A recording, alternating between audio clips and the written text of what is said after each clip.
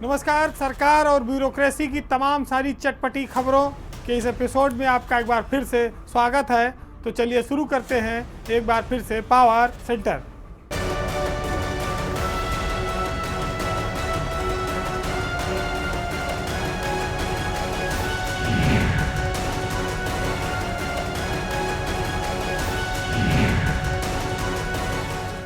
सियासत पावर का ही नाम है। जो पावर में होता है उसकी सियासत चमकती है और जो पावर में नहीं होता है उसे संघर्ष करना पड़ता है। बात बीजेपी के दिग्गजों के बीच चल रहे घमासान की। मामला राजधानी से सटे कानपुर का है, जहां पर बीजेपी के कई सारे दिग्गज आपस में टकरा गए हैं। यहां अधिकारों को लेकर ये लड़ाई हो रही है, ये घमासान मचा है। और कानपुर में जहां पर तीन सांसद आते हैं, वहां से विधानसभा के अध्यक्ष भी चुनकर आते हैं।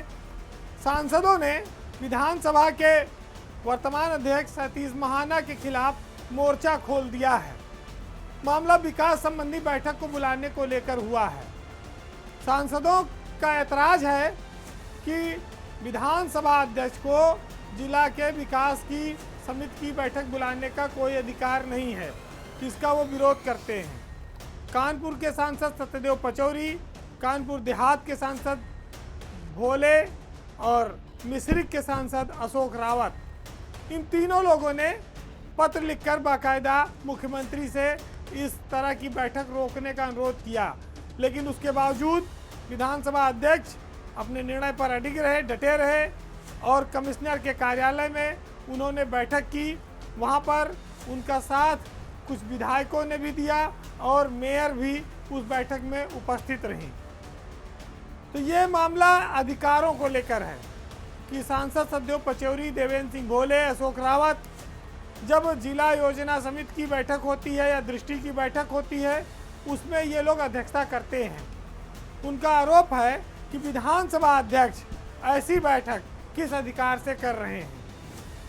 अब विधानसभा के अध्यक्ष की शक्तियां लोग जानते हैं। कमिश्नर और डीएम की हिम्मत नहीं उनको मना कर सके। और कुछ विधायक जैसे सुरेंद्र मैथानी, अभिजीत सांगा, मेयर प्रमिला पांडे, ये भी उनके साथ खुलकर थे। तो उस ऐसी स्थिति में महाना ने सांसदों के विरोध को दरकिनार कर दिया। और जब वो पहुंचे तो वहाँ पर पुलिस कमिश्नर, डीएम, नगर आयुक्त, सीडीओ, ये सारे लोग उनकी अगवानी कर रहे थे, उनकी समीक्षा बैठक में शामिल हुए। बीजेपी में इस घटनाक्रम के बाद अनुशासन तार तार हुआ। जानकार मानते हैं कि मुख्यमंत्री कार्यालय की जानकारी के बगैर या सरकार की इच्छा के बगैर क्या विधानसभा अध्यक्ष इतनी बड़ी बैठक बुला सकते हैं? और अगर उन्होंने इस तरह की बैठक कोई बुलाई तो क्या इसके औचित्य पर सवाल खड़ा किया जा सकता है? ऐसी बैठक की क्या कोई सहमति पहले से थी या क्या ये बैठक किसी के अधिकारों का हनन है?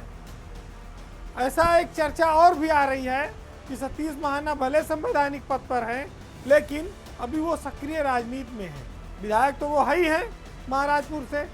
अब वो हो सकता है 2024 में लोकसभा का चुनाव भी लड़ें, क्योंकि पचौरी अब काफ़ी उम्र हो गई है उनकी। लेकिन ये मामला ऐसे ही ख़त्म होने वाला नहीं है। ये गंभीर प्रकरण है। इसकी गूंज लखनऊ से लेकर दिल्ली दरबार तक होगी।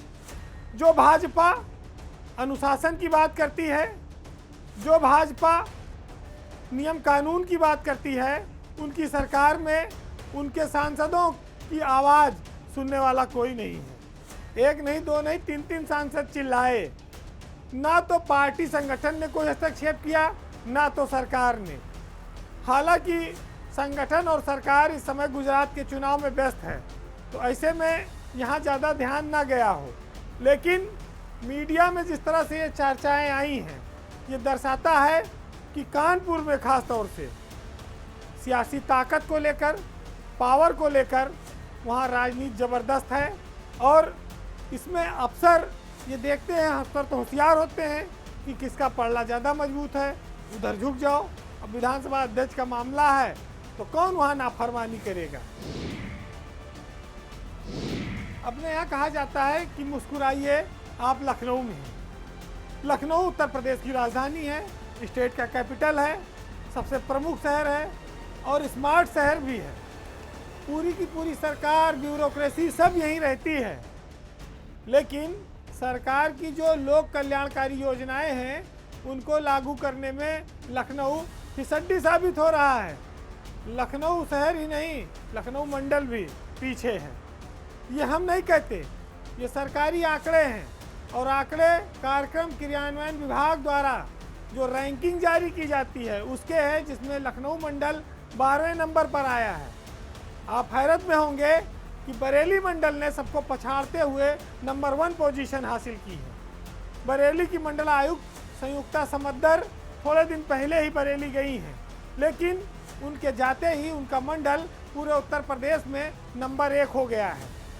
बरेली के डीएम शिवाकांत द्विवेदी भी इस मामले में काफ़ी लकी साबित हुए हैं।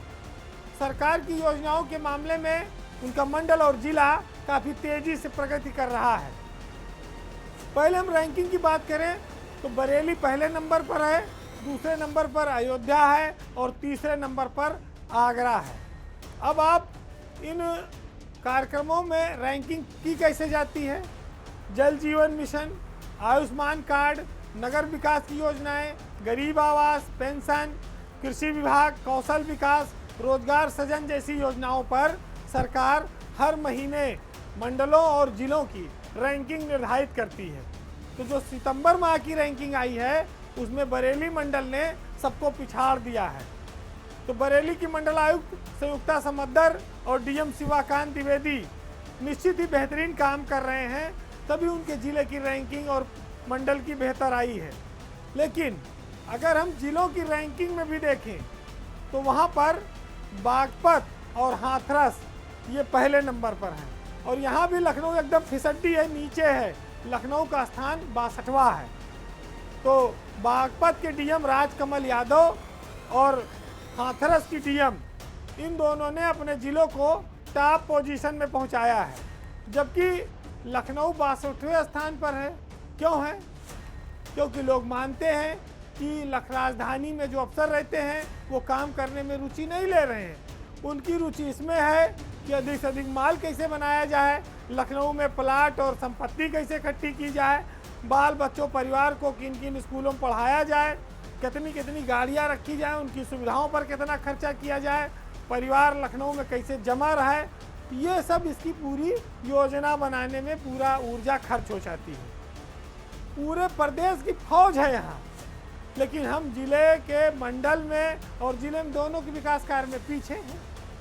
तो आप इसको इस रूप में भी देख सकते हैं कि वर्तमान डीएम सूरपाल गंगवार अपनी छवि को लेकर चाहे जितने सजग हों, लेकिन लखनऊ का दुर्भाग्य पीछा नहीं छोड़ रहा है।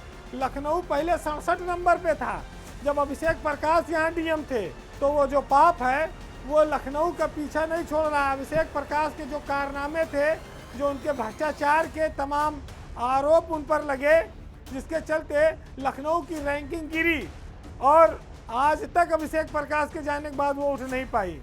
ऐसे अफसर जो 3 साल के लगभग लखनऊ के डीएम रहे, जिन्होंने कहीं भी कोई मौका नहीं छोड़ा खींचने का। लेकिन आज आप देखिए कि लखनऊ की स्थिति क्या बन रही है। बहरहाल अफसरों को ये सोचना होगा कि सरकार उन पर लाखों रुपया लुटाती है, तनख्वाह पर लुटाती है, गाड़ी घोड़ा पर लुटाती है, बंगले पर लुटाती है, और हालात ये हैं कि सरकार की नाक के नीचे बैठकर सबसे नीचे वाले पायदान पर पहुंच रहा है लखनऊ। सरकार की जो योजना विभाग की ये जो रैंकिंग है, अगर सरकार इस आधार पर अफसरों की पोस्टिंग और दंड निर्धारित करने लगे तो शायद सुधार तेजी से हो। पावर सेंटर में अब यूपी की ब्यूरोक्रेसी से जुड़ी हुई 2 महत्वपूर्ण खबरें हैं। खबरें ये है कि जो यूपी में आईएएस अफसरों के इस्तीफे का सिलसिला चल रहा है, उसको एक अफसर ने और आगे बढ़ा दिया है। दूसरी, एक ऐसा नाम जो आजकल लाइमलाइट में है और फिल्मी दुनिया से लेकर सोशल मीडिया पे बड़ा छाया है, लेकिन चुनाव आयोग के एक दंड की वजह से वो अब फिर चर्चा में है। बात आज उत्तर प्रदेश के एसीएस रैंक के अफसर सुरेश चंद्रा के वीआरएस लेने की, इस्तीफा देने की। सुरेश चंद्रा जनवरी महीने में रिटायर होने वाले हैं और वो अब चाहते हैं कि उससे पहले नौकरी से त्यागपत्र हो जाए और वो दूसरी जगह लोक सेवा अभिकरण में, सरकार उनको उपाध्यक्ष नामित कर चुकी है, वहाँ पर वो ज्वाइन करें। उत्तर प्रदेश में इस समय वो श्रम विभाग के एसीएस है। ये एक रूटीन प्रक्रिया है क्योंकि नौकरी 2 महीना बची है, 2 महीना पहले वीआरएस ले लें, कोई बड़ी बात नहीं है। लेकिन दूसरा नाम जो है वो अभिषेक सिंह का है। 2011 बैच के आईएएस अफसर हैं अभिषेक सिंह, और उनका एक गाना आया था कि दिल तोड़ के हंसती हो मेरा, वफाएं मेरी याद करोगी। इस फेम का ये गायक जिसके करोड़ों व्यू आए थे, वो एक एक्टर भी हैं, आईएएस अधिकारी भी हैं और निर्वाचन आयोग की ड्यूटी में गुजरात गए थे, जहां सोशल मीडिया के उनके प्रेम ने उनकी बड़ी किरकिरी करा दी। चुनाव आयोग ने उन्हें ऑब्जर्वर के पद से हटा दिया। ये बड़ी हैरत भरी बात है क्योंकि एक अधिकारी जो सेवा में रहने के साथ साथ बॉलीवुड, हॉलीवुड, संगीत, तमाम सारे क्षेत्रों में भी बहुआयामी प्रतिभा का प्रदर्शन कर रहा है, वो चुनाव कराने गया था, लेकिन कहते हैं कि सिर मुड़ाते ही वहाँ ओले पड़ गए। देखिए, पब्लिसिटी स्टंट करो, लेकिन ऐसा करो कि वो अपनी नौकरी पे न बनाए, क्योंकि अभिषेक सिंह अब इसी मामले में फंसे हैं। उनको चुनाव आयोग की नाराजगी झेलनी पड़ी है। अभिषेक सिंह को चुनाव आयोग ने गुजरात के बापू नगर और असरवा विधानसभा का चुनाव पर्यवेक्षक बनाया था। जब वो पहुंचे तो वहां पर वो इंस्टाग्राम और सोशल मीडिया पर तमाम सारी तस्वीरें पोस्ट करने लगे धड़ाधड़। इंस्टाग्राम पर उनके लाखों फॉलोअर हैं, मिलियन में हैं, 3 मिलियन के करीब। वो चूँकि फिल्मी दुनिया में काफ़ी काम कर चुके हैं, तो उसका तेज़ी से वायरल भी हुई वो चीज़ें, लेकिन उसका खामियाजा ये हुआ कि उन पर कार्रवाई हो गई। और वैसे अभिषेक हाँ यूपी कैडर के, लेकिन इस समय दिल्ली में उपायुक्त के पद पर तैनात हैं, केंद्र सरकार में हैं। अभिषेक कोई अकेले नहीं है, अभिषेक की पत्नी भी आईएएस हैं, बहुत चर्चित नाम है, उत्तर प्रदेश की कैडर की अफसर हैं दुर्गा शक्ति नागपाल। वो लोग उनके बारे में जानते हैं जब समाजवादी सरकार थी। शौक बहुत बड़ी चीज़ होती है, लेकिन सरकारी सेवा में उसकी एक लिमिटेशन है। उसके अगर आप पार जाएंगे तो फिर आपको पर कोड ऑफ कंडक्ट लागू हो जाएगा और आपको खामियाजा भुगतना पड़ता है। ऐसा नहीं, शौक बहुत अफसरों ने पाले हैं, माल भी बहुत है, पैसे भी खूब हैं, लेकिन वो दिख नहीं सकता। वो खुलकर आनंद नहीं ले सकते। वो छुप छुप कर काम करें, सोशल मीडिया पे ना आए, कहीं बाहर कोई फोटो ना खींच ले, तब तक तो मामला चलता है। लेकिन जब कोई खुद ही अपना डाल रहा है तो उसे किसी दुश्मन की ज़रूरत नहीं है। अपने पैर पे खुद ही कुल्हाड़ी मारने वाले लोग हैं। अफसरों का जो सोशल मीडिया प्रेम है, कई अफसरों को उसने कई बार बहुत ज़्यादा निराश किया है, उनकी बड़ी बेइज्जती कराई है। ये भी एक उसी तरह का उदाहरण है। अब समझने वाले समझें तो ठीक है, नहीं तो फिर आगे कोई किस्सा आएगा। सियासत तमाशे का नाम है और बहुत सारे तमाशेबाज हैं भी सियासत में, इसमें कोई शक नहीं। बनेंगे धर्मात्मा, बड़ी उच्च कोट की बातें करेंगे, लेकिन भ्रष्टाचार का, बैकडोर से कमाई का कोई अवसर वो छोड़ते नहीं हैं। अब आज एक मामला ये आ गया कि एक जगह एक विधायक जी मंत्री के सामने अफसर से भिड़ गए। चूँकि मामला 11 करोड़ के बजट का है तो स्वाभाविक है कि नाराजगी पहले से रही होगी। ये मामला है लखीमपुर खीरी जिले का, जहां पर वन मंत्री अरुण कुमार जो है वो दुधवा पर्यटन सत्र का उद्घाटन करने पहुंचे थे, लेकिन उद्घाटन से पहले हाथापाई की नौबत आ गई, मार पिटाई हो सकती थी। मामला ये है कि उद्घाटन का मौका था, मंत्री आए थे, पलिया विधानसभा क्षेत्र में पड़ता है दुधवा, वहाँ के विधायक रोमी साहनी वो भी बुलाए गए थे, और मार फूल पत्ती उत्ती सर में लपेटे हुए सब जंगली वेशभूषा में फीता काटने की तैयारी चल रही थी। तब तक विधायक जी की वहाँ के फील्ड डायरेक्टर संजय पाठक से बहसबाजी शुरू हो गई। बहसबाजी क्या कि ये जंगल के बीच से जो दुधवा उद्यान है उसमें एक सुहेली नदी निकली हुई है। विधायक जी कहते हैं कि भाई इस नदी में बड़ी सिल्ट जम गई है, नदी पट गई है, इसकी सफाई कराओ, क्योंकि पानी जो है बह के वो लोगों किसानों खेत में जाता है, उनका नुकसान हो रहा है और इसके लिए 11 करोड़ रुपया बजट है और आप एनओसी नहीं देते हो। डीएम प्रशासन सब चाहते हैं कि सिल्ट सफाई हो जाए, लेकिन आप इसमें अड़ंगेबाजी कर रहे हो। संजय पाठक का आरोप था कि विधायक जी चाहते हैं कि मैं 11 करोड़ रुपया सरकार का पानी बहा दूँ। मैं एनओसी नहीं दे सकता हूँ।